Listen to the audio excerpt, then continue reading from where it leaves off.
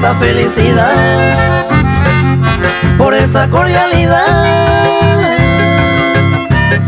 Invertimos nuestro tiempo erigiendo monumentos, olvidamos con humildad esas cosas materiales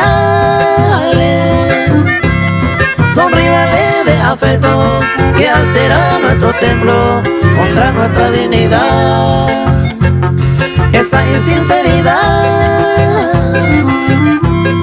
tonifica nuestro cuerpo y nos tienen todo preso en la infelicidad.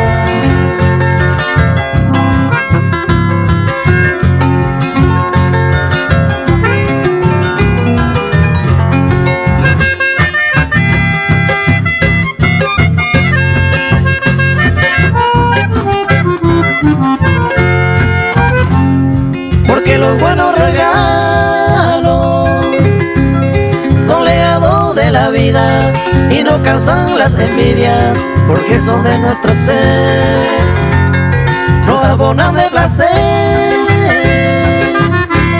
rociando alegría y la fe y armonía apaciguan el querer. Esa cálida sonrisa son divisas de ternura que con nuestra travesura eliminan el dolor, y con nuestro punto honor y delicadeza pura, caminando sin censura en el valle del amor.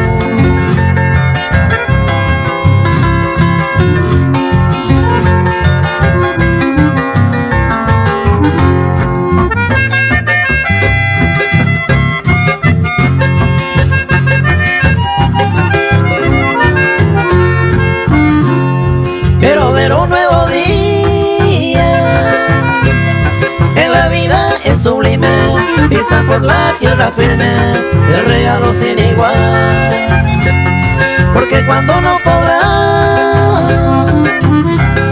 por llegar ya a sus fines, o ya en otros confines, silencioso ya está. Adoremos nuestra vida con la alegría plena, evitemos la condena de la cárcel de dolor, disfrutemos el amor, todos juntos sin cadena, como esa luna llena para andar el corazón.